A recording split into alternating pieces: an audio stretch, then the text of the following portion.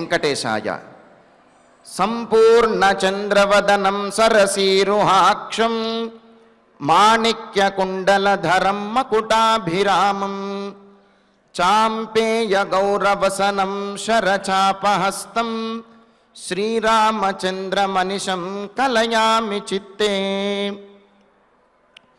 పూర్ణచంద్రునితో సమానమైనటువంటి ముఖ వర్చస్సు గలవాడు, మణిమాణిక్యాదులతో అమర్చినటువంటి కుండలములను కిరీటమును ధరించి శ్వేతవస్త్రధారి అయి భక్తులను అనుగ్రహిస్తున్నటువంటి శ్రీరామచంద్రునికి నమస్కరిస్తూ తదభిన్న స్వరూపుడైనటువంటి ఆ శ్రీనివాసుని యొక్క దయా విశేషం చేత సమస్త మానవాళికి ధర్మ తత్పరతను సకల కార్యసిద్ధిని చేకూర్చాలన్నటువంటి సంకల్పంతో తిరుమల తిరుపతి దేవస్థానం వారు నిర్వహిస్తున్నటువంటి శ్రీమద్ రామాయణం అయోధ్యాకాండ ప్రవచన పారాయణ కార్యక్రమంలో నేటికి మనం 296వ రోజులోకి ప్రవేశించాం.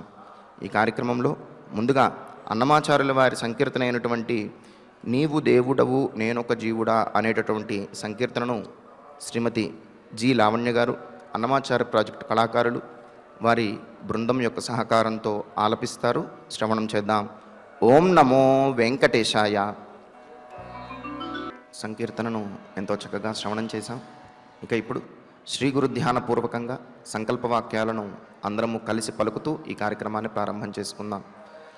శ్రీ గురు ధ్యానం.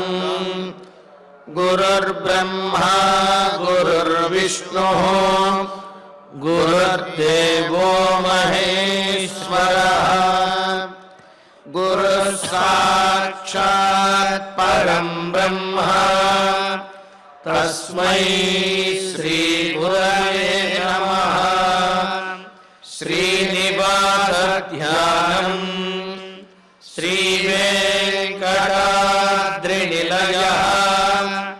కమలాకాముకః పుమాన్ అభంగుర విభూతిర్నః తరంగయతు మంగళం. అధ సంకల్పః శ్రీమదాదివరాహ క్షేత్రే విరాజమానస్య శ్రీ పద్మావతీ జానేః అఖిలాండకోటి బ్రహ్మాండ నాయకస్య శ్రీరామచంద్ర రూపాంతరస్య భగవతః శ్రీ వెంకటేశ్వర స్వామినః సన్నిధౌ హనుమత్ సీతా లక్ష్మణ భరత శత్రుఘ్న పరివార సమేత శ్రీరామచంద్ర పరబ్రహ్మణః పరిపూర్ణానుగ్రహేణ అస్మిన్ భువనే సమస్తాధివ్యాధీనాం నివారణార్థం భారతవర్షే విద్యా విత్త వాణిజ్య కృషి వైద్య వైజ్ఞానిక దేశరక్షణాదిరంగేషు విద్యమానానాం ఆస్తిక మహాజనానాం సర్వేషాం సకుటుంబానాం ఆయురారోగ్యైశ్వర్య సద్బుద్ధి ఇత్యాది సర్వశుభఫలప్రాప్త్యర్థం ధర్మాచరణద్వారా శ్రీరామరాజ్యస్య పునర్వ్యవస్థాపనార్థం ఉద్యోగార్థినాం సముచితోద్యోగప్రాప్త్యర్థం దంపతీనాం అనుకూల దాంపత్య సిద్ధ్యర్థం సంతానస్య పితృవాక్య పరిపాలనానుకూల బుద్ధి ప్రచోదనార్థం सकलकार्यसिद्ध्यर्थं गोसंरक्षणार्थं च श्रीमद्वाल्मीकिरामायणे अयोध्याकाण्डे यथाशक्ति श्लोकव्याख्यानपुरस्सरम् त्रयस्त्रिंशदश्लोकपारायणम् तथा श्रीधन्वन्तरि मन्त्रपारायणं च अन्योन्यसाहाय्येन आचार्यमुखेन करिष्यामहे। श्रीवाल्मीकि प्रार्थना। कूजन्तं राम रामेति मधुरं मधुराक्षरम् आरुह्य कविताशाखाम् वन्दे वाल्मीकि कोकिलम्। श्री आञ्जनेय प्रार्थना। मनोजवं मारुततुल्यवेगं जितेन्द्रियं बुद्धिमतां वरिष्ठं वातात्मजं वानरयूथमुख्यं श्रीरामदूतं शिरसा नमामि। श्रीरामायण प्रार्थना। वाल्मीकिर्सम्भूता रामसागरगामिनी पुनाति भुवनं पुण्या रामायण महानदी। श्रीराम प्रार्थना। अयोध्याख्येतु कुर्वते त्यक्त्वा राज्यं गिरौ वसन् पादुके भरतायादात् स रामः शरणं मम। श्रीरामचन्द्र परब्रह्मणे नमः। अथ श्रीमद् रामायणे आदिकाव्ये अयोध्याकाण्डे त्रयस्त्रिंशः सर्गः। శ్రీమన్నారాయణ చరణౌ శరణం ప్రపద్యే. శ్రీమతే నారాయణాయ నమః. శ్రీరామాయ నమః. యా న శక్యా పురా ద్రష్టుం భూతైరాకాశగైరపి తామద్య సీతాం పశ్యంతి రాజమార్గగతా జనాః. సీతారాములు లక్ష్మణస్వామి కూడా ఆ రాముని యొక్క రాజాంతఃపురం నుండి దశరథుని అంతఃపురానికి ఆ రాజమందిరానికి వెళుతూ ఉంటే వారు ఎటువంటి రాచమర్యాదలు రాజలాంఛనములు లేకుండా, ఛత్రచామరాదులేమీ లేకుండా, చతురంగ బలములు లేకుండా, రథము లేకుండా, ఏమీ లేకుండా వాళ్ళలాగా నడుచుకుంటూ వెళుతూ ఉంటే అక్కడ ఉన్నటువంటి జనులందరూ కూడా అలా చూస్తూ ఉండిపోతున్నారు. అక్కడ అనుకుంటున్నారు, ఏ సీతాదేవినైతే అంతఃపురంలో ఉన్నప్పుడు ఆకాశంలో సంచరించేటటువంటి దేవగణాలు కూడా చూడలేకపోయారో వారికి కూడా సీతాదేవిని చూచేటటువంటి అవకాశము ఉండేది కాదో, అటువంటి సీతాదేవి ఈనాడు ఈ రాజమార్గంలో వెడుతూ ఉంటే నేల మీద నడిచేటటువంటి సామాన్యులైనటువంటి జనులు కూడా ఆమెని తదేక దృష్టితో చూస్తూ ఉన్నారు. ఏమిటి పరిస్థితి అని చెప్పి అనుకుంటున్నారు. ఎందుకు అంటే నిన్న మనం చెప్పుకున్నాం, అసూర్యం పశ్యాహ రాజదారాహ అని. సూర్యుణ్ణి కూడా వారు చూడరు, ఎండ పొడ అనేది వారికి తెలియదు, బయటకు వచ్చేవారు కాదు. అలా రాజాంతఃపురంలోనే సమస్తమైనటువంటి రాజోపచారములు, ఉపచారములు వీటన్నిటితోటి పరిచారిక గణముతోటి వాళ్ళు సమస్తమైనటువంటి సుఖములను కూడా పొందుతూ ఉండేవారు. మరి అటువంటి సీతాదేవి అంటే ఆకాశంలో సంచరించేటటువంటి వారికి కూడా కనిపించినటువంటి సీతాదేవి ఈనాడు భూమి మీద చరిస్తున్నటువంటి సామాన్యులకు కూడా కనిపిస్తూ ఉన్నది అంటూ పురాయ ఆకాశకై భూతై అపి ద్రష్టం నశక్య. పూర్వము ఏ సీతాదేవి అయితే ఆకాశంలో సంచరించేటటువంటి ప్రాణుల చేత కానీ లేకపోతే దేవతల చేత కానీ ద్రష్టం నశక్య చూచుటకు వీలు లేకుండా ఉండేదో తాం సీతాం అటువంటి సీతాదేవిని, రాముని యొక్క భార్య అయిన సీతాదేవిని అద్య ఈనాడు రాజమార్గగతా జనా, ఈ రాజమార్గంలో ఉన్నటువంటి అటు ఇటు నుంచున్నటువంటి ప్రజలందరూ కూడా ఆ నేల మీద ఉండి చూస్తున్నారు, రాజమార్గంలో ఉండే మేడల మీద నుంచి అలా చూస్తూ ఉండిపోతున్నారు. పశ్యంతి చూస్తూ ఉన్నారు అని.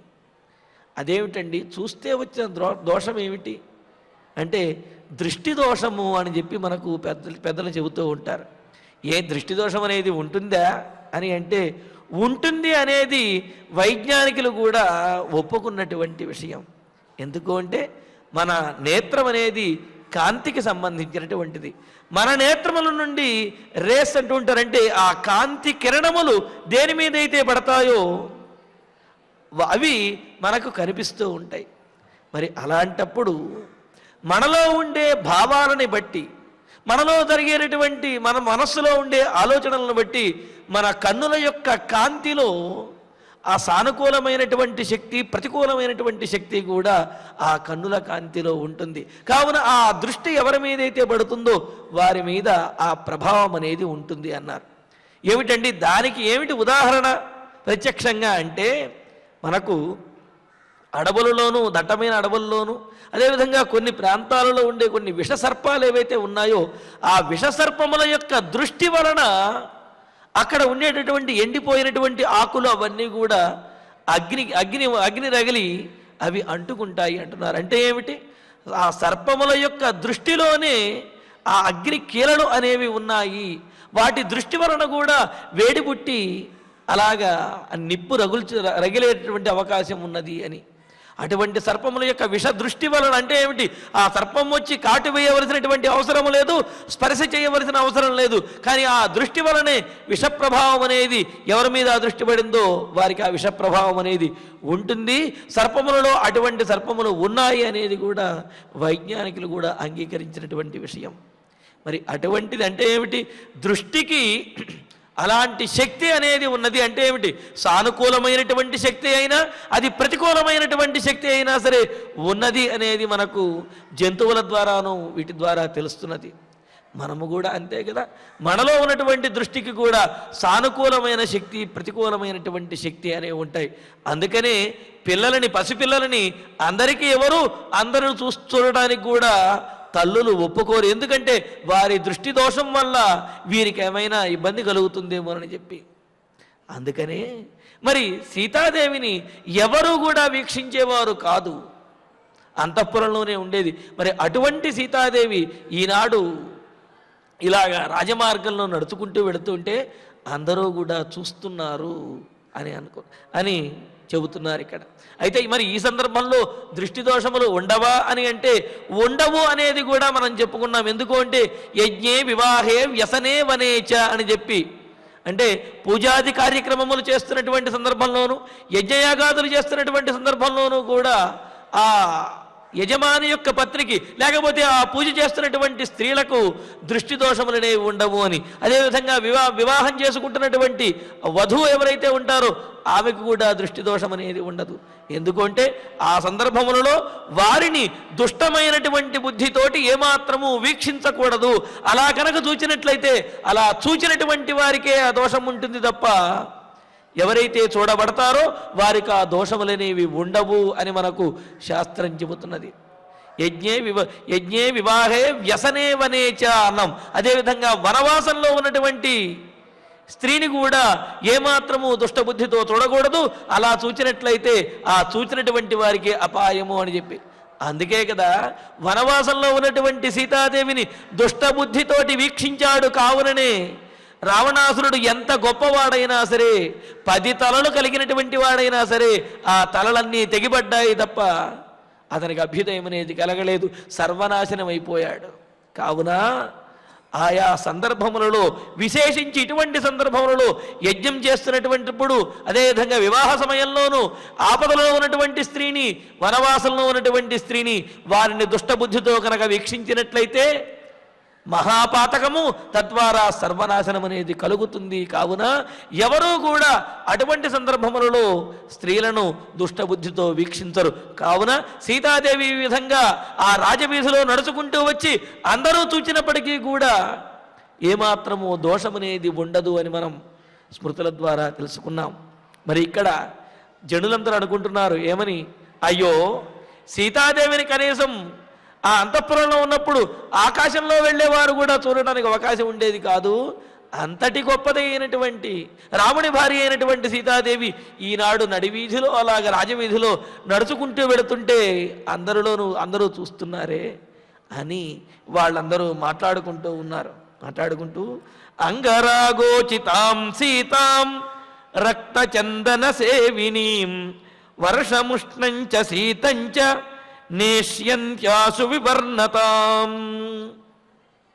ఇంకా ఎటువంటిది సీతాదేవి అంటూ అంగరాగోచితాం, కస్తూరి జవ్వాది మొదలైన గంధము మొదలైనటువంటి సుగంధ ద్రవ్యములన్నింటినీ కూడా శరీరమునకు అలదుకుంటూ ఉండేటటువంటి సీత, అటువంటి అలంకరణలతోటి సుకుమారంగా ఉండేటటువంటి ఆమె యొక్క శరీరము, ఇంకా రక్తచందన సేవిని, పరిమళమైనటువంటి రక్తచందనాన్ని, ఎర్రచందనాన్ని అలముకునేటటువంటి, పూసుకునేటటువంటి ఆ సీతాదేవిని ఉష్ణం వర్షం చ శీతంచ, ఎండ వలన ఉష్ణము, అదేవిధంగా వర్షము, అలాగే శీతము చలి, ఇవన్నీ కూడా ఆశు చాలా త్వరగా వెంటనే వివర్ణతాం నేష్యంతి, ఆమెలో వివర్ణతను అంటే ఏమిటి, కాంతిహీనతను, రంగు మార్పిడిని పాలిపోయే విధంగా చేయగలవు అని. ఎప్పుడూ సుకుమారంగా ఉండేటటువంటి వారు, ఎండ ఎరుగినటువంటి వారు ఒక్కరోజు కనుక ఎండలో తిరిగారంటే చాలు ఏదో నల్ల కప్పేసినట్లుగాను, వారి శరీరం అంతా కూడా శక్తిహీనంగాను, అదేవిధంగా ఆ క్షీణించినట్లుగాను, కాంతిని కోల్పోయినట్లుగాను ఉంటుంది. అందుకనే వీరందరూ అనుకుంటున్నారు ఎల్లప్పుడూ కూడా జవ్వాది గంధము మొదలైనటువంటి వారి చేత అలదుకునేటువంటి సీతాదేవి యొక్క శరీరము ఇలాగా ప్రకృతిలో తిరుగుతూ ఎండకు, వానకు, చలికి వీటన్నింటినీ ఎదుర్కొన్నట్లయితే కనుక ఆమె యొక్క శరీరంలో త్వరగానే మార్పులు వస్తాయి. ఆమె సౌకుమార్యం అంతా కూడా పోయి ఆమె కాంతి విహీనమైపోతుంది అని అంటున్నారు. మరి ఆమెను చూచి బాధపడుతున్నారు. ఇంతటి సుకుమారిక, ఇటువంటి బాధ అనేది, ఇంతటి కష్టం వచ్చింది అని జనులందరూ బాధపడుతున్నారు. పైగా మరో మాట కూడా చెబుతారు, ఆమె కొన్ని ఆభరణములను, అప్పటికే కొన్ని ఆభరణములను తీసివేసింది సీతాదేవి. దాంతో ఎక్కడైతే ఆభరణములు ధరిస్తారో ఆ ఆభరణములు ధరించిన చోట కొన్ని అరలు అనేవి పడతాయి. ఉదాహరణకి గాజులు కానివ్వండి, లేకపోతే భుజానికి పెట్టిన భుజకీర్తులు కానివ్వండి, మెడలో వేసుకునే ఆభరణములు అంటే హారములు కానివ్వండి, ఏమైనా సరే అవి ధరించిన చోట మిగతా శరీరము కంటే కూడా అవి ధరించిన చోట మరింత తెల్లగాను ఉండటము, అదేవిధంగా అరలు పడుతూ ఉంటాయి. అయితే ఈనాడు సీతాదేవి కొన్ని ఆభరణములు తీసివేయటం ద్వారా ఆ ఆభరణములు తీసిన చోట ఉన్నటువంటి అరలు ఏవైతే ఉన్నాయో ఆ అరలు, ఆ గుర్తులు బోసిగా కనిపిస్తూ ఈమె ఆభరణములు తీసినది, కాంతి విహీనంగా ఉన్నది అని అనిపించే విధంగా, అంటే వీళ్ళందరికీ కూడా తెలుస్తున్నది, అయ్యో ఆమె ఆభరణములన్నీ తీసివేసిందే, ఆ ఆభరణములు తీసినటువంటి చోట అలాగా కాంతి విహీనంగా ఉన్నది అని అనుకుంటున్నారు. కర్ణవుత్వరాపహృత భూషణ భుగ్నపాశౌ సంస్రంసితాభరణ గౌరతలౌ చ హస్తౌ ఏతాని చాభరణ భారణతాని గాత్రే స్థానాన్ని నైవ సమతాముపయాంతి తావతు.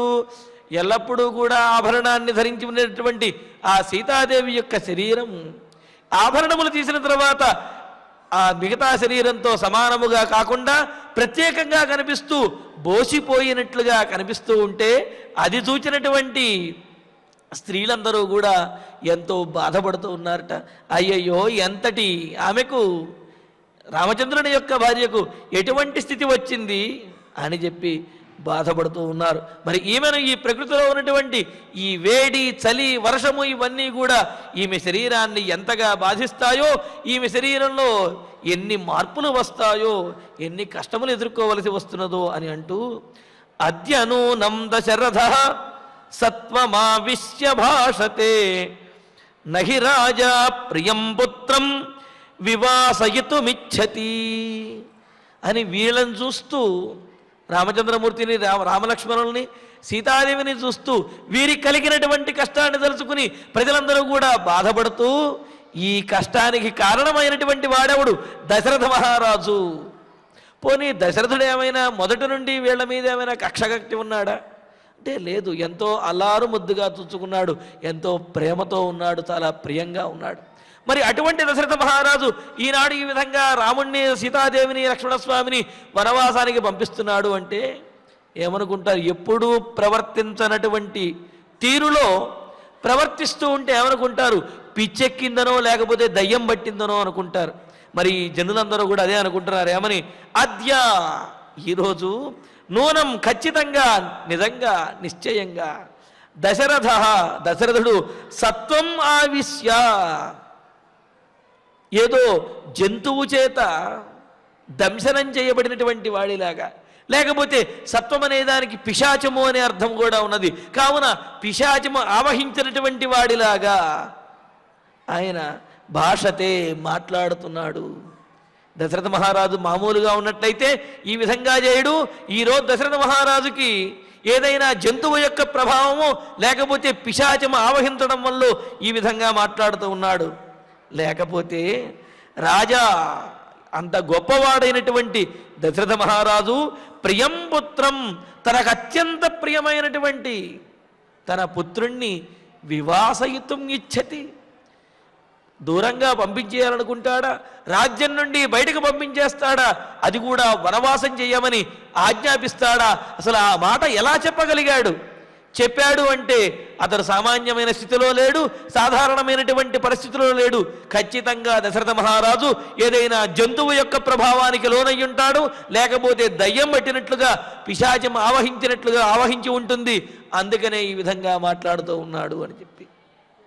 అందుకనే సాధారణంగా వ్యవహరించేటటువంటి తీరులో ఉండాలి తప్ప ప్రత్యేకంగా, లేకపోతే ఊహించిన విధంగా చిత్ర విచిత్రంగా వ్యవహరిస్తే ఇదే విధంగా అనుకుంటారు. మరి ప్రజలందరూ కూడా దశరథుడిని నిందిస్తూ ఇలా అంటున్నారు. అనుకుంటూ నిర్గుణస్య విపుత్రస్య కథం స్యాద్విప్రవాసనం కిం పునర్యస్య లోకోయం జితో వృత్తేన కేవలం.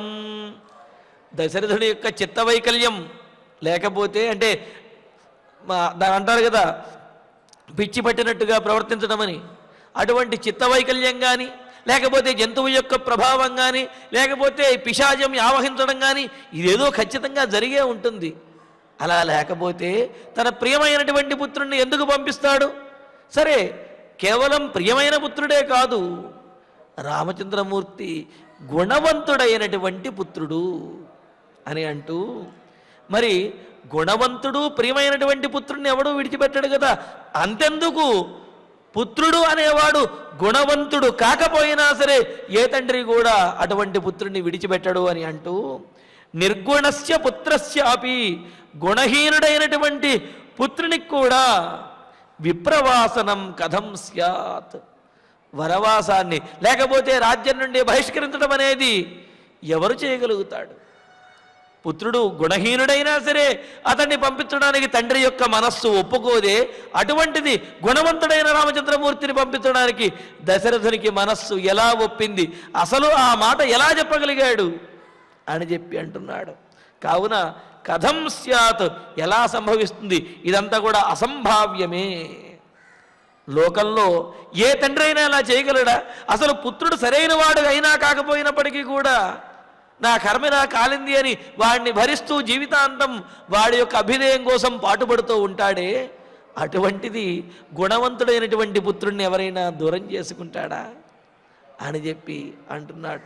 ఎందుకు అంటే తపఃక్వాప్యతి దుష్కృతం తస్య పుత్రో భవేద్వస్య సమృద్ధో ధార్మిక స్థుధీహి అంటారు. ఎన్నో జన్మలలో ఎంతో తపస్సు చేసుకుని పుణ్యతీర్థములను సేవించినటువంటి వారి సంతానమే వారి అధీనంలో ఉంటుంది, వాడు గుణవంతుడై ఉంటాడు, వృద్ధిలోకి వస్తాడు అని చెప్పి శాస్త్రం తెలియజేస్తుంది. మరి అటువంటి గుణవంతుడు వృద్ధిలో వచ్చినటువంటి వాడు లోకం యొక్క మన్ననలను పొందినటువంటి వాడు అయిన రామచంద్రమూర్తిని పొందాడు అంటేనే దశరథుడు అదృష్టవంతుడనే విషయం తెలుస్తోంది, పుణ్యాత్ముడనే విషయం తెలుస్తోంది. మరి అటువంటి వాడు ఈనాడు రామచంద్రమూర్తిని వెళ్ళగొడుతున్నాడా? ఇది అసంభావ్యం, ఇది కుదిరేటువంటి వ్యవహారం కాదు, ఇది సరైనటువంటి పని కాదు. ఎందుకు అంటే గుణహీనుండైనా సరే చేరదీస్తారు, గుణహీనుండైనా సరే వెళ్ళగొట్టరు కదా అని అంటున్నారు. ఏమిటి అంటే దానికి విషవృక్షోపి సంవర్ధ్య స్వయం చేత్తు మసాంప్రతం అని అంటారు. ఒక మొక్కని పెరట్లో పెంచుతున్నాడు. ఏదో మొక్క చూడటానికి బాగుంది కదా అని తీసుకువచ్చి పెరట్లో పెంచి ప్రతిరోజు కూడా దానికి కాస్త నీళ్లు పోస్తూ ఎరువు వేసి దాన్ని పైకి ఎదిగే వరకు పెంచారు. పెంచిన తర్వాత ఆ యజమానికి తెలిసింది అది మామూలు మొక్క కాదు, సాధారణమైంది కాదు, అది విషవృక్షము అని తెలిసింది. తెలిసినప్పటికీ కూడా తన చేతితో తాను ఆ విషవృక్షాన్ని ఛేదించలేడు. అయ్యా నేను వెళ్ళిపోతాను, నేను ఆ వృక్షాన్ని ఛేదిస్తూ ఉంటే అది విషవృక్షమైనప్పటికీ కూడా నా చేత పెంచి పోషించబడింది కావున నా చేతితోటి నేనే దాన్ని ఛేదించలేను, కావున నేను లేనప్పుడు ఎవరో ఒకళ్ళు ఆ వృక్షాన్ని తీసేయండి అని చెప్పగలుగుతారు తప్ప పెంచినటువంటి వాడే ఆ వృక్షాన్ని తుంచి వెయ్యలేడు. అంటే మొక్కల విషయంలోనే ఈ విధంగా మమకారము ఆదరణ ఉంటే మరి కన్నబిడ్డ మీద తండ్రికి ఎంతటి ఆదరణ ఉంటుంది? మరి అటువంటి వాడు నిర్గుణుడైనప్పటికీ కూడా అతన్ని ఇంట్లోంచి గెంటివేయడే, రాజ్యంలోంచి బహిష్కరించడే. అటువంటిది గుణవంతుడైనటువంటి రాముణ్ణి ఈ విధంగా రాజ్యం నుండి దశరథ మహారాజు బహిష్కరిస్తున్నాడు అంటే ఏమిటి అతని మానసిక స్థితి? ఏదో ఆవహించి ఉంటుంది అని అంటూ ఇంకా అంటున్నారు, కేవలం యస్య వృత్తేన అయం లోకః జితః కిం పునః అని అంటూ రామచంద్రమూర్తి గుణవంతుడే కాదు, అతని యొక్క గుణములు కేవలము తండ్రికి ఆనందాన్ని కలుగజేసేవి, లేకపోతే ఆ వంశంలో ఉన్నటువంటి వారికి మాత్రమే ఆనందాన్ని కలుగజేసేవి కాదు. అతని యొక్క గుణముల వలన, అతని యొక్క గుణములతోటి ఈ లోకమంతటిని కూడా గెలుచుకున్నాడు. లోకంలో ఉన్నటువంటి ప్రతి ఒక్కరి ఆదరణ కూడా, అభిమానాన్ని కూడా పొందినటువంటి వాడు రామచంద్రమూర్తి. అంతటి గుణవంతుడైనటువంటి వాడిన దశరథ మహారాజు విడిచిపెడుతున్నది అని అంటూ మరి ఇక్కడ అయం లోకః జితః, ఈ లోకమంతా కూడా రాముని చేత జయించబడింది. ఎలాగా? రాముడు ఏమైనా ధనుస్సును ధరించి లోకం మీద దండయాత్ర చేశాడా అంటే కాదు కాదు, రాముని యొక్క గుణముల చేతనే అందరూ కూడా రాముడికి వశమైపోయారు, రాముడి మీద అభిమానాన్ని పెంచుకున్నారు. అందుకనే కదా సత్యేన లోకాన్ జయతి దీనాన్ దానేన రాఘవ గురూన్ శుశ్రూషయా వీర ధనుషా యుధిశాత్రవాన్ అని చెప్తూ ఆయన యొక్క సత్యవాక్ పరిపాలన చేత లోకములన్నింటినీ కూడా జయించాడు. తన దయాగుణము చేత, అదే ఈ దానగుణము చేత దీనులందరినీ కూడా జయించాడు. అలాగే గురువులందరినీ కూడా తన సేవతోటి గురువులందరినీ కూడా జయించాడు. అలాగే ధనుస్సుతోటి శత్రువులందరినీ కూడా, అంటే ధనుస్సుతోటి అంటే రాముడు వెళ్ళి యుద్ధం చేయవలసిన అవసరం లేదు, రాముడు ధనుస్సు ధరిస్తే చాలు రాజులందరూ కూడా వశమైపోయి వస్తారు. ఇలాగా ఆ గుణములతోటి, రాముడికి ఉన్నటువంటి గుణములతోటి ఈ లోకమంతటినీ కూడా గెలుచుకున్నటువంటి వాడు, లోకమందరి యొక్క ఆదరణ పొందినటువంటి అటువంటి రామచంద్రమూర్తిని కన్న తండ్రి ఇలాగా అంటే వనవాసానికి పంపించగలిగాడు, దూరం చేసుకోగలుగుతున్నాడు అని చెప్పి ఆ ప్రజలందరూ కూడా దశరథ మహారాజుని నిందిస్తుండే విధంగాను, అదేవిధంగా దశరథ మహారాజు యొక్క మానసిక స్థితి అదుపు తప్పింది అన్నట్లుగాను, దశరథుని యొక్క నిర్ణయము పూర్తిగా తప్పు, రాముణ్ణి పంపించడం అనేది ఏమాత్రము యోగ్యమైనటువంటిది కాదు, సముచితం కాదు అనే విధంగాను దశరథుడిని నిందిస్తూ ప్రజలందరూ కూడా ఆ సీతారామ లక్ష్మణుల్ని చూస్తూ బాధపడుతూ ఉన్నారు. బాధపడుతూ ఆనృశంస్యం అనుక్రోశ శృతం శీలం దమశమ రాఘవం శోభయంత్యేతే షడ్గుణా పురుషోత్తమం. ఇంతేకాదు షడ్గుణోపేతుడు రామచంద్రమూర్తి అన్నారు. మరి ఈ షడ్గుణములు కలిగినట్లయితే కనుక, షడ్గుణములు అంటే సహజంగా రాముడిలో అనేకమైనటువంటి కళ్యాణ గుణములు ఉన్నాయి. రామాయణ ఆరంభంలోనే కదా 16 గుణములను చెప్పి మొదలైన గుణములన్నీ కూడా ఉన్నాయన్నారు. మరి ఆ 16 గుణములు లేకపోతే అనంతమైనటువంటి గుణములలో ముఖ్యమైనటువంటి గుణములు 6 శాస్త్రం చెప్పింది. అటువంటి 6 గుణములు ఉన్నాడంటే అతన్ని ఎవరైనా పూజించవలసిందే, అతడు అందరి యొక్క ఆదరణకు కూడా పాత్రుడు అవుతాడు అని చెప్పి అన్నారు. అటువంటి గుణములన్నీ కూడా కలిగిన వాడు అంటూ ఆనృశంస్యం అంటే ఇతరుల యొక్క మనస్సుని నొప్పించకుండా ఉండటం, శారీరకంగా కానీ మానసికంగా కానీ ఇతరులను నొప్పించకపోవటం, హింసించకపోవటం ఏదైతే ఉందో దానిని ఆనృశంస్యం అన్నారు. అదొకటి. అనుక్రోశ, అనుక్రోశ అంటే దయ అన్నారు. అంటే ఇతరులకు ఏదైనా బాధ కలిగినా సరే దానిని తట్టుకోలేనటువంటి స్థితి, ఇతరుల బాధను చూచి కరిగిపోయేటటువంటి స్థితి, వారికి సహాయం చేయాలనే బుద్ధి కలగటం. కావున దయ, అనుక్రోశ అంటే దయ. కృపాదయా అనుకంపా స్యాత్ అని చెప్పి అమరంలో చెప్పినట్టుగా కృపా, దయా, అనుకంప, అనుక్రోశ ఇవన్నీ కూడా దయా స్వభావానికి ఉన్నటువంటి పేర్లు అన్నమాట. కావున అనుక్రోశ దయాస్వభావం. శృతం విద్యను చక్కగా అభ్యసించడము, తాను అభ్యసించవలసినటువంటి విద్యలను, అది ప్రాచీనం కానీ నవీనం కానీ అది కుల విద్య కానీ ఏ విద్య అయినా సరే తాను అభ్యసించవలసినటువంటి విద్యను పూర్తిగా నేర్చుకునేవాడు ఎవడైతే ఉంటాడో వాడు శృతం విద్య, అదేవిధంగా జ్ఞానము కలిగి ఉండటము, శీలం సాధు స్వభావాన్ని కలిగి ఉండటం, ఎటువంటి పరిస్థితిలో కూడా మారనటువంటి స్థితిని ఉండటం అన్నమాట. అంటే సాధారణంగా అనుకూలమైనటువంటి పరిస్థితుల్లో ఎవరైనా ధర్మాన్ని పాటించవచ్చు, ఎవరైనా సాధు స్వభావంతో ఉండవచ్చును. కానీ ప్రతికూలమైనటువంటి స్థితిలో కూడా తన వ్యక్తిత్వాన్ని విడవకుండా ఉండేవాడు ఎవడైతే ఉంటాడో అతడిది అదే నిజమైనటువంటి సచ్చీలము అని అన్నారు. అటువంటి సాధు స్వభావము, సచ్చారిత్రం కలిగినటువంటి వాడు రామచంద్రమూర్తి. అంతేకాదు దమః అన్నారు. దమః అంటే ఇంద్రియ నిగ్రహము అని అర్థము. ఇంద్రియములు వేటిని చూస్తే వాటి వైపు వెళుతూ ఉంటాయి. ఆ ఇంద్రియములు మనిషిని, మనస్సుని మనిషిని కూడా అటువైపు లాగేస్తూ ఉంటాయి. అటువంటి ఇంద్రియములను అదుపు చేసి ఒడిసి పట్టుకుని తాను అనుకున్నటువంటి మార్గంలోనే, తాను మొదట ఏ మార్గంలో వెళ్ళాలని చెప్పి దీక్ష తీసుకున్నాడో అదే మార్గంలో ఉండటాన్ని, ఆ విధంగా ఇంద్రియములను అదుపు చేయటాన్ని దమః అని అన్నారు. అటువంటి ఇంద్రియ నిగ్రహం కలిగినటువంటి వాడు. శమః, శమః అంటే ప్రశాంతమైనటువంటి చిత్తముతోటి ఉండడం అన్నమాట. అంటే శాంతి, చిత్త ప్రశాంతత ఏదైతే ఉందో దీనిని శమః అన్నారు. అటువంటి క్షమాగుణం కలిగినటువంటి వాడు దమః, శమః. ఏతే షడ్గుణాః, ఈ 6 గుణములు కూడా రాఘవం శోభయంతి, రాముడికి అలంకరణంగా ఉన్నాయి. ఈ 6 గుణములు ఉంటే ఇంకా ఏ అలంకరణ అవసరం లేదు. అందరూ కూడా చాలా గొప్పగా చూస్తారు, అందరి యొక్క మన్ననలను అందుకోగలుగుతాడనమాట. ఏమిటి 6 గుణాలు అంటే అహింస, అదేవిధంగా దయ, విద్య, సాధుస్వభావము, ఇంద్రియ నిగ్రహము, శాంతచిత్తము. ఈ 6 గుణములు ఉన్నట్లయితే కనుక చాలా గొప్పవాడు. ఈ 6 గుణములో కొన్ని ఉంటేనే గొప్పవాడు అని చెప్తే 6 గుణములు ఉన్నాయి, అంతకు మించి ఎన్నో గుణములు ఉన్నాయి రాముడిలో.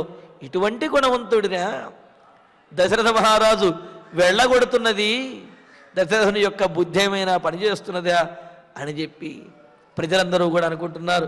మరి మనకు సంప్రదాయంలో మరొక 6 గుణములు కూడా చెప్పిన షడ్గుణోపేతుడు అంటే భగవంతుని యొక్క ఆ గుణములను చెబుతూ వాత్సల్యము, స్వామిత్వము, సౌశీల్యము, సౌలభ్యము, జ్ఞానము, శక్తి, ఈ 6 గుణములు కూడా భగవంతునిలో ఉండేటటువంటి గుణములు. ఆ గుణములు రామచంద్రులో ఉన్నాయి అని చెప్పి అన్నారు. ఏమిటి వాత్సల్యము అంటే పిల్లల మీద తల్లిదండ్రులకు ఉండేటటువంటి భావన ఏదైతే ఉందో దానిని వాత్సల్యము అన్నారు. ఏమిటి ఆ భావన అంటే, పిల్లలు తప్పు చేసినప్పటికీ కూడా ఆ తప్పుని పక్కన పెట్టి వారిలో ఉన్నటువంటి గుణములను మాత్రమే గుర్తు చేసుకుంటూ వారిని హక్కున చేర్చుకునేటటువంటి స్థితి. వత్స గోవు తనకు పుట్టినటువంటి బిడ్డ మీద ఉన్న మాలిన్యాన్ని తనంతట తానుగా తొలగించి ఏ విధంగా అయితే హక్కున చేర్చుకుని ప్రేమతోటి పాలిచ్చి పెంచుతుందో ఆ విధమైనటువంటి స్వభావాన్ని వాత్సల్యము అన్నారు. మరి ఆ వాత్సల్యం అనేది భగవంతునిలో ఉంటుంది. స్వామిత్వము అంటే అధినాయకుడిగా ఉండటం, అధిపతిగా ఉండటం. ఏమిటి అధిపతి యొక్క లక్షణము అంటే, నాయకుడు అన్న, యజమాని అన్న, స్వామి అన్న అంటే పెత్తనము చేసేవాడు, కర్ర పెత్తనం అంటూ ఉంటారు. అంటే ఊరికినే మాటలతోటి బెదిరించడము, లేకపోతే ఆ పని చేయించుకోవటం, ఈ పని చేయించుకోవటం అనేది స్వామిత్వం కాదు. సేవ చేయించుకునేటప్పుడు చేయించుకున్నా ఆపద వచ్చినప్పుడు ఎదురు నిలబడి, అంటే ఏమిటి, ముందు నిలబడి అతని యొక్క ఆపదలను కూడా తొలగించేటటువంటి వాడే యజమాని, స్వామి అవుతాడు. కానీ సేవ చేయించుకునే సమయంలో చేయించుకుంటూ వాడికి ఆపద వచ్చినప్పుడు మాత్రం గాలికి వదిలేసినటువంటి వాడు స్వామి అవడు. కావున ఇక్కడ స్వామిత్వం అనేది కూడా ఉన్నది. తాను రాజుగా ఉన్నాడు అంటే, తాను పాలకుడిగా ఉన్నాడు అంటే ఆ పాలకత్వం అనేది కేవలం అధికారాన్ని చూపించడానికి కాదు, వారిని రక్షించడం కోసము దీక్షణ వహించడం అనేది తెలుస్తున్నది. కావున అటువంటి స్వామిత్వం అనేది రాముడిలో ఉన్నది. తనను ఆశ్రయించినటువంటి వారి కోసం తాను ఎంత దూరమైనా వెళతాడు, ఎవరినైనా ఎదిరించి వారిని రక్షించుకుంటాడు అని చెప్పి. అలాగే సౌశీల్యం అన్నారు. సౌశీల్యం అంటే తనకంటే తక్కువ వారితో కూడా, తక్కువ స్థాయి వారు కానీ, అంటే ఏమిటి, ధనము చేత కానీ, వంశము చేత కానీ, దేని చేతనైనా సరే తక్కువగా ఉన్నప్పటికీ కూడా వయసు చేత కానీ వారందరితో కూడా కలసికట్టుగా ఉండటం, వారితో కలుపుగోలుగా ఉండటం ఏదైతే ఉన్నదో దాన్ని సౌశీల్యము అన్నారు. అటువంటి సౌశీల్యం రామచంద్రమూర్తిలో ఎంతో ఉంది. దాని గురించి మనం చాలా విశేషంగా ఇంతకుముందు పూర్వం కూడా చెప్పుకున్నాం. సౌలభ్యము అన్నారు. సౌలభ్యము అంటే సులభంగా లభించడం. అంటే చూడండి, కొంతమంది ఎవరైనా వెళ్ళి కలవాలి అన్నా, వారిని చూడాలి అన్నా ఆ అవకాశం కలుగుతుందో కలగదో అనే అనుమానంతో మనం సమీపించం. ఎందుకంటే ఆ సౌలభ్యం అనేది, సులభత్వం అనేది అక్కడ కుదరదు. కానీ రాముడిని కలవాలి అన్నా, రాముడిని చూడాలి అన్నా, రాముడితో మాట్లాడాలి అన్నా ఆ రాజ్యంలో చాలా సామాన్యమైనటువంటి వారికి కూడా అవకాశం అనేది ఉండేది. అటువంటి సౌలభ్య పరిపూర్ణుడు రామచంద్రమూర్తి అని అన్నారు. అంతేకాదు జ్ఞానము, పరిపూర్ణమైనటువంటి జ్ఞానము, అదేవిధంగా దానికి తగినటువంటి ఆచరణ కలిగిన వాడు. శక్తి, కేవలము జ్ఞానమే కాదు, శక్తి సామర్థ్యము కూడా కలిగినటువంటి వాడు రామచంద్రమూర్తి అని చెప్పి ఈ విధంగా వాత్సల్యము, స్వామిత్వము, సౌశీల్యము, సౌలభ్యము, జ్ఞానము, శక్తి, ఈ 6 గుణములు కూడా భగవంతుడు ఉన్నటువంటి గుణములు. ఆ గుణములన్నీ కూడా పరిపూర్ణంగా కలిగినటువంటి వాడు రామచంద్రమూర్తి. అందుకనే షడ్గుణాః, 6 గుణములు కూడా పురుషోత్తమం, పురుష శ్రేష్ఠుడైనటువంటి రాముడికి అలంకరణలుగా ఉన్నాయి. కావున రాముడి యొక్క అలంకారములు అంటే ఏదో కిరీటమో లేకపోతే హారములో కాదు, గుణములే రాముడి యొక్క అలంకరణలు. అటువంటి గుణములు కలిగిన రామచంద్రమూర్తిన దశరథ మహారాజు ఈ రాజ్యం నుండి వెళ్ళగొడుతున్నది ఏం ఆలోచిస్తున్నాడు దశరథుడు అని అంటూ, తస్మాత్ తస్యోపఘాతేన ప్రజా పరమ పీడితా ఔదకాని వసత్వాని గ్రీష్మే సలిల సంక్షయాత్. అందువలన రాముడిలో ఇన్ని సద్గుణములు ఉన్నాయి. కావున రాముడి మీద ఎంతోమంది ప్రాణం పెట్టుకుని ఆదరణతోటి, అభిమానంతో జీవిస్తూ ఉన్నారు. కావున రాముడికి ఆపద కలిగితే, కష్టం కలిగితే, రాజ్యంలోంచి రాముడు వెళ్ళిపోతూ ఉంటే ఈ ప్రజలందరూ కూడా అంతగా బాధపడుతూ ఉన్నారు. మరి ప్రజలకి రాముడి మీద ఉన్నటువంటి స్నేహాన్ని ఇంతకుముందు కూడా చెప్పుకున్నాం. రాముడికి పట్టాభిషేకం జరుగుతుంటే ప్రతివారు కూడా తమకే జరుగుతున్నది అన్నట్లుగా అంతటి ఆనందంగా ఉన్నారు. మరి ఇప్పుడు కూడా రాముడు వనవాసానికి వెళుతూ ఉంటే ఆ వనవాసం అనే కష్టము తమకే వచ్చింది అన్నట్లుగా బాధపడుతున్నారు. ఇంకా చెప్పాలి అంటే తమకు వచ్చినా అంత బాధపడేవారు కాదు, కానీ రాముడికి ఆ బాధ వచ్చేటప్పటికీ ఈ ప్రజలందరూ తట్టుకోలేకపోతున్నారు. ఎందుకు అంటే తమలో అన్ని మంచి గుణాలు ఉన్నాయో లేవో, తమకు అంత శక్తి సామర్థ్యములు ఉన్నాయో లేవో, తమకు అంత పరిపాలన దక్షత ఇవన్నీ ఉన్నాయో లేవో, కానీ రాముడిలో ఇవన్నీ కూడా ఉన్నాయి. ఇంతటి సద్గుణోపేతుడు సుఖంగా ఉండాలి, రాజ్యంలో ఉండాలి, మనల్ని అందరినీ కూడా పరిపాలించాలి, కానీ ఇలాగా వనవాసానికి వెళుతున్నాడా రామచంద్రమూర్తి అని చెప్పి అందరూ కూడా కన్నీరు మున్నీరుగా విలపిస్తున్నారు. ఎంతగా బాధపడుతున్నారో చెబుతున్నాడు. తస్మాత్, ఇన్ని షడ్గుణములు అంతకు మించి అనేకమైనటువంటి గుణములు కలిగి ఉండటం వల్ల రాముడిని చూసి తస్య ఉపఘాతేన, ఆ రాముడికి కనుక ఆ రాముడికి కలిగినటువంటి ఆపదను తలుచుకుని కలుగుతున్నటువంటి కష్టాన్ని చూచి గ్రీష్మే సలిల సంక్షయాత్ ఔదకాని సత్వాని ఇవ, ఎండాకాలంలో నీటిలో జలచరములన్నీ తిరుగుతూ ఉంటాయి. ఆ జలచరములు నీటి మీద ఆధారపడి ఆ నీటినే ఆవాసంగాను అదే ప్రపంచంగా అవి బ్రతుకుతూ ఉంటాయి. మరి అటువంటి జలచరములు ఎండాకాలంలో ఎండవేడికి నీరు ఇంకిపోతే అవి బయటకు వచ్చింటే నీరు లేక ఆ చెరువు ఎండిపోతే ఏ విధంగా అయితే ఆ నేల మీద పడి ఆ జంతువులు, జలచరములు, చేపలు మొదలైనటువంటివి జీవించలేక గిలగిల కొట్టుకుంటూ విలవిలలాడుతూ ప్రాణములు విడుస్తాయో, ప్రాణములు అలా లాగేస్తూ ఉంటాయో, అదేవిధంగా రామచంద్రుడి మీదే ఆశ పెట్టుకుని రాముడే ప్రపంచంగా బ్రతుకుతున్నటువంటి అయోధ్యాపుర ప్రజలందరూ కూడా రాముడికి ఆపద వచ్చేటప్పటికీ వాళ్ళు భరించలేకపోతున్నారు. అందుకనే సద్గుణోపేతుడైనటువంటి రాముడికి కష్టం వచ్చేటప్పటికీ గ్రీష్మకాలంలో, ఎండాకాలంలో నీరు ఎండిపోయినప్పుడు జలచరములు బాధపడుతున్నట్లుగా, విలవిలలాడుతున్నట్లుగా సత్వాని ఇవ, అటువంటి జలచరముల వలె నీటిలోంచి బయటపడినటువంటి జలచరాలలాగా ప్రజలందరూ కూడా పరమపీడితాహ, మిక్కిలి పీడన పొందిన వారై, మిక్కిలి బాధతో ఉన్నటువంటి వారై వాళ్ళందరూ కూడా పీడించబడుతూ బాధపడుతూ ఉన్నారు. ఎందుకు అంటే గ్రీష్మకాలంలో నీరు చల్లగా మామూలుగా చల్లగా ఉన్నప్పుడు అన్నీ సుఖంగా ఉంటాయి. మరి గ్రీష్మకాలంలో నీరు గనక వేడెక్కినట్లయితే నీటిలో ఉన్నటువంటి ఆ ప్రాణులన్నీ కూడా విలవిలలాడుతూ ప్రాణములు విడిచేస్తూ ఉంటాయి. అంతేకాదు ఇక్కడ అన్నింటికీ అయోధ్యానగరంలో ఉండే వారందరికీ కూడా ఆధారభూతమైనటువంటి వాడు, జీవనాధారంగా అందరూ కూడా భావించేటటువంటి వాడు రామచంద్రమూర్తి అనేది దీని ద్వారా తెలుస్తుందన్నమాట. మరి దీని ద్వారా నారాయణ మంత్రతత్వాన్ని కూడా ఈ శ్లోకంలో మనకు బోధిస్తూ ఉన్నారు. ఎలాగా అంటే నారములు అంటే నీరు అని అర్థము. నారములు అయనముగా కలిగినటువంటి వాడు నారాయణుడు, ఆ క్షీరసాగరంలో శయనిస్తూ ఉండేటటువంటి వాడు అని చెప్పి ఒక అర్థం చెప్పారు. అదేవిధంగా నారములు అంటే కనుక సమస్తమైనటువంటి ప్రాణులని నారములు అని అంటారు. అటువంటి సమస్తమైనటువంటి ప్రాణులకి కూడా అయనం, నివాస స్థానంగా, ఆధారభూతంగా ఉండేటటువంటి వాడు కావున నారాయణుడు అని చెప్పి అన్నారు. అంటే సమస్తమైనటువంటి ప్రాణులకి జీవనాధారంగా, ఆవాసంగా ఎవరైతే ఉంటారో ఆయనే నారాయణుడు అని చెప్పి అన్నారు. మరి ఇక్కడ అయోధ్యాపుర ప్రజలందరూ కూడా రాముడినే తమ జీవనాధారంగాను, తమకు ఆధారంగాను వారందరూ భావిస్తూ ఉన్నారు. కావున రాముడే నారాయణుడు అనే తత్వాన్ని ప్రజలు వారి మాటల ద్వారా తెలియజేస్తూ ఉన్నారన్నమాట. అలాగా మరి ఇక్కడ అయోధ్యాపుర ప్రజలందరూ కూడా తాము ఎవరి మీద అయితే ఎవరిని జీవనాధారంగా భావిస్తూ ఉన్నారో అటువంటి జీవనాధారం లేనప్పుడు జీవులు జీవించలేవు కదా.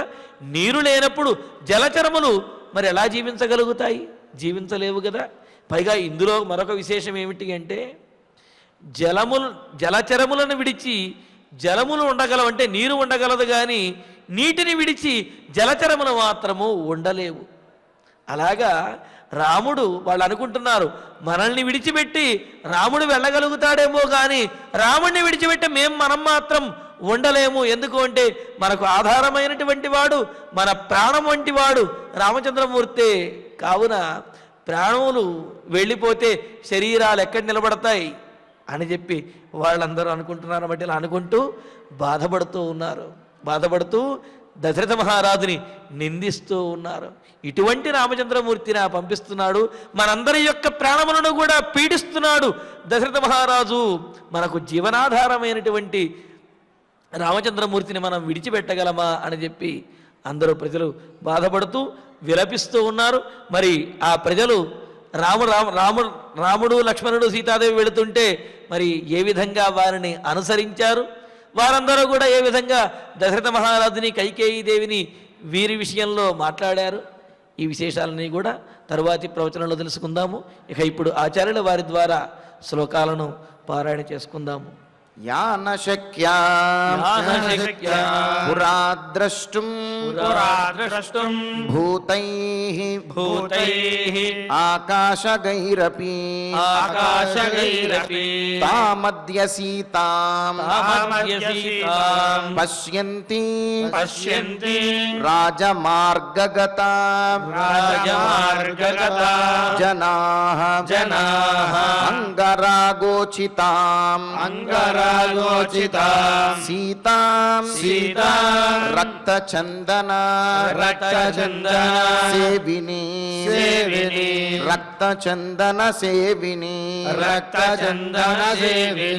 వర్షముష్ణంచ శీతంచ నేష్యంత్యాసు వివర్ణతాం అద్య నూనం దశరథః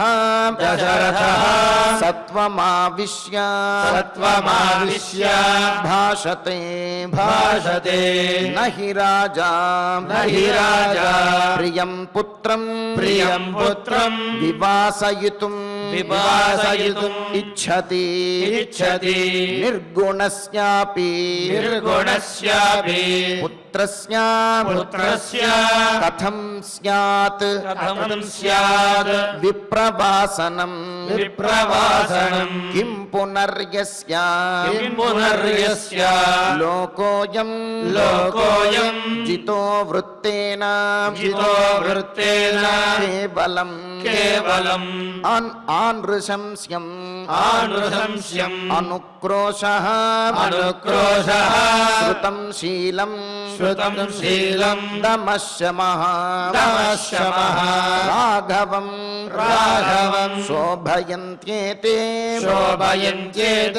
షడ్గుణాః పురుషర్షభం తస్మాత్ తస్యోపఘాతేన ప్రజాః పరమపీడితాః ఔదకానీవ సత్వాని గ్రీష్మే సలిల సంక్షయాత్ ఇత్యార్షే శ్రీమద్ రామాయణే ఆదికావ్యే అయోధ్యాకాండే త్రయస్త్రింశే సర్గే షట్ శ్లోకాః. ఫలశ్రుతి నుండి మంగళాంతం వరకు అందరము కలిసి పఠిద్దాం. ఫలశ్రుతి ఆయుష్యమారోగ్యకరం యశస్యం సౌభ్రాతృతం బుద్ధికరం సుఖం చ శ్రోతవ్యమేతన్నియమేన సద్భిః ఆఖ్యానమోజస్కరబుద్ధికామైః శ్రీరామచంద్ర పరబ్రహ్మణే నమః. అథ ధన్వంతరి ధ్యానం అచ్యుతానంద గోవింద విష్ణో నారాయణామృత రోగాన్ మే నాశయాశేషాన్ ఆశుధన్వంతరే హరే. ఆరోగ్యం దీర్ఘమాయుష్యం బలం తేజోధియం శ్రియం స్వభక్తేభ్యో గృహంతం వందే ధన్వంతరిం హరిం. धन्वन्तरेरिवं श्लोकं भक्त्या नित्यं पठन्ति ये अनारोग्यं न तेषां स्यात् सुखं जीवन्ति ये चिरम्। ॐ नमो भगवते वासुदेवाय धन्वन्तरये अमृतकलशहस्ताय वज्रजलौकहस्ताय सर्वामयविनाशनाय त्रैलोक्यनाथाय महाविष्णवे स्वाहा। ॐ वासुदेवाय विद्महे सुधाहस्ताय धीमहि तन्नो धन्वन्तरिः प्रचोदयात्।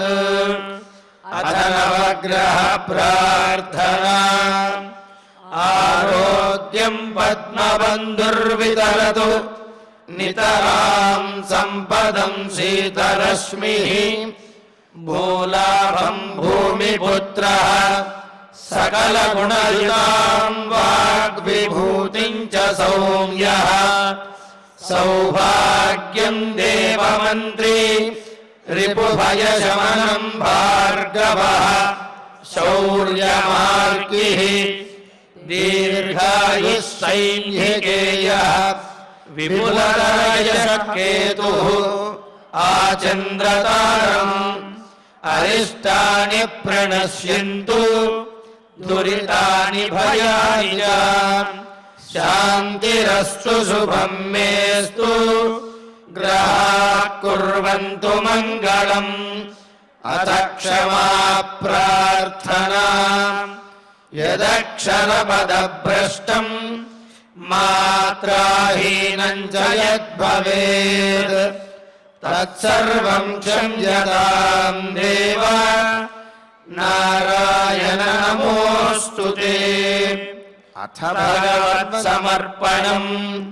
कायेन वाचा मनसेन्द्रियैर्वा बुद्ध्यात्मना वा प्रकृते स्वभावात् करोमि यद्यत् सकलं परस्मै नारायणायेति समर्पयामि। अथ मङ्गलम् श्रियः कान्ताय कल्याणनिधयेऽर्थिनाम् श्रीवेङ्कटनिवासाय श्रीनिवासाय मङ्गलम्। పనేసియా మెరిడియన్ హాస్పిటల్స్ ప్రతి సామాన్యుడికి అందుబాటులో అంతర్జాతీయ వైద్య ప్రమాణాలతో వైద్యం 24 గంటల అంబులెన్స్ సర్వీసుతో పాటు అత్యవసర సేవలతో ఏర్పాటైన చికిత్సా విభాగం మా దగ్గర గుండె సంబంధిత మూత్రపిండ కాలేయ కంటి జబ్బులకు మోకాళ్ల శస్త్రచికిత్సతో పాటు కోవిడ్-19 బ్లాక్ ఫంగస్ వంటి వైరస్లకు అన్ని రకాల ఆరోగ్య సమస్యలకు నమ్మకమైన అత్యాధునిక వైద్య చికిత్సను అందిస్తున్న హాస్పిటల్ పనేసియా మెరిడియన్ హాస్పిటల్స్। మీ ఆరోగ్య సమస్య ఏదైనా ఇప్పుడు పరిష్కారం సాధ్యం।